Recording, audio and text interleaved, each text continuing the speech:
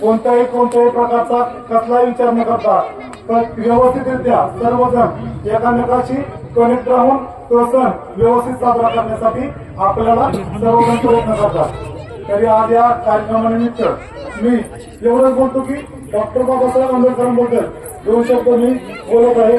तर डॉक्टर बाबासाहेब आंबेडकरांनी आपल्याला शिका, संघटित व्हा आणि संघर्ष करा अशा पद्धतीचे आपल्याला शिकवून दिलेले आहे। तर सध्याचं वातावरण बघता, सध्याची सामाजिक परिस्थिती बघता की आपल्या समाजाचं, इतर लोकांचं की शिक्षणाकडे लक्ष कमी होऊन वेगळ्याच पद्धतीनं संघटन करून एक वेगळ्याच पद्धतीचा संघर्ष चालू आहे। आता सध्या फलटणची साखरवाडीची घटना असो, काहीतर ज्या काय बुद्धिविहाराच्या घटना असतील, अशा वेगवेगळ्या ह्याच्यातून आपल्याला असं जाणवतं की शिक्षणाचा प्रभाव, शिक्षणाचं लक्ष कमी देऊन डॉक्टर बाबासाहेबांचे जे विचार आहे ते आपण त्याला कलाटणी मारत आहोत। डॉक्टर बाबासाहेबांची जी संघर्षाची होती, तो संघर्ष हा कुठल्या काट्याकुरडीचा नव्हता। त्यांचा संघर्ष जो होता तो संघर्ष होता त्यांच्या लेखणीचा, त्यांच्या विचाराचा। त्यांनी प्रत्येक वेळी सांगितलं की माझे विचार तुम्ही लोकांपर्यंत पोहोचवा, जे मला जमलं नाही ते ज्या काळामध्ये मी साध्य केलं हे पुढे विचार करून सर्व लोकांना शिक्षित करून एक वेळ खायचं अन्न कमी असेल तर चालेल, पण मुलांना चांगलं शिक्षण द्या। कारण शिक्षण तुम्ही दिल्यानंतर शिक्षण हे वाघिणीचे दूध आहे, ते जो कोणी पिणार आहे तो गुरगुरल्याशिवाय राहणार नाही। त्यामुळे जास्तीत जास्त आपण शिक्षणावरती भर द्यावा। आणि डॉक्टर बाबासाहेब आंबेडकरांचं एकच आहे की त्यांना डोक्यावरती घेण्यापेक्षा त्यांना डोक्यात घेणं महत्वाचं आहे।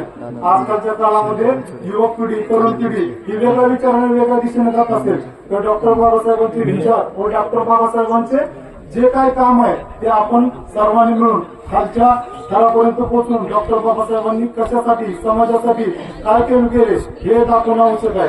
कारण डॉक्टर बाबासाहेब आंबेडकरांनी कुठल्याही एका जाती धर्मासाठी काम केलेलं नाही, त्यांनी सरासरी सर्व जाती धर्मातल्या लोकांसाठी काम केलेलं आहे।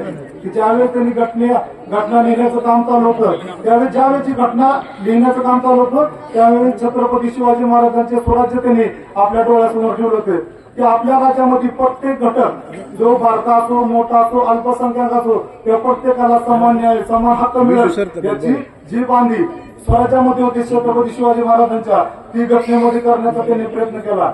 महात्मा फुले यांना त्यांनी आपले गुरु मानून त्यांची पहिली जयंती चालू करून शिक्षणाचा तो ध्यास सावित्रीबाई फुले आणि महात्मा फुलेंनी घेतला होता, तो ध्यास त्यांनी त्या माध्यमातून केलेला आहे। त्यांचं शिक्षण पूर्ण जे आहे ते शाहू महाराजांच्या माध्यमातून झालेलं आहे। विरायतेला पाठवून नोकरी देऊन त्यांचा सन्मान करण्याचं काम राजर्षी शाहू महाराजांनी केलेलं आहे। जगबदल घालून गाव सांगून केले मत भीमराव, अशा पद्धतीने एकाच वाक्यामध्ये अण्णाभाऊ साठेंनी बाबासाहेबांचे विचार आपल्यापर्यंत पोहोचवण्याचं काम केलेलं आहे। तर बाबासाहेबांनी हे कुठल्याही एका जाती धर्मासाठी काम न करता त्यांनी सर्व जाती, सर्व लोकांसाठी एक प्रकारचं चांगलं काम केलेलं आहे। आणि त्यांना महापुरुषाला कुठल्या एका समाजामध्ये बांधून न ठेवता त्यांचे विचार सर्वांपर्यंत पोहोचवण्याचं काम आपण केलं पाहिजे।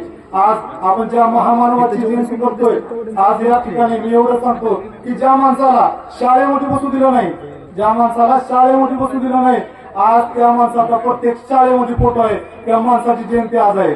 ज्या विद्यालयामध्ये त्यांना शिक्षण घेऊ दिलं नाही, त्या विद्यालयामध्ये त्यांना शिक्षण घेऊ दिलं नाही, त्या विद्यालयामध्ये पटक्यांच्या नावाने कित्येक विद्यापीठ आहेत, त्या महामानवाची आज जयंती आहे। आज पूर्ण देश कुठलेही आंदोलन जरी असेल ते डॉक्टर बाबासाहेब आंबेडकरांचा फोटो घेतल्याशिवाय ते पूर्ण होत नाही। मी आज या ठिकाणी आपल्याला सांगतो की डॉक्टर बाबासाहेबांचे विचार हे आपला भारतच नाही तर पूर्ण जगामध्ये त्यांची ख्याती आहे, त्यांचं शिक्षण आहे आणि त्यांचा अभ्यास हा केला जातो। तर आज मी या ठिकाणी आपल्या सर्वांना एवढीच विनंती करतो की डॉक्टर बाबासाहेबांचे विचार हे कुठल्या जाती धर्मासाठी नसून ते सर्व लोकांसाठी आहे।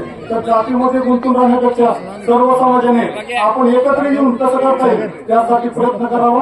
आणखी खूप मोठी डॉक्टर बाबासाहेबांसाठी हे विनम्र अभिवादन होईल आज या ठिकाणी असं मला वाटतं। आज मला ज्यावेळेस मला चान्स दिला त्याबद्दल मी आपल्या सर्वांचे हार्दिकाचे आभार मानतो आणि माझे 2 शब्द संबोधून जय भीम, जय महाराष्ट्र।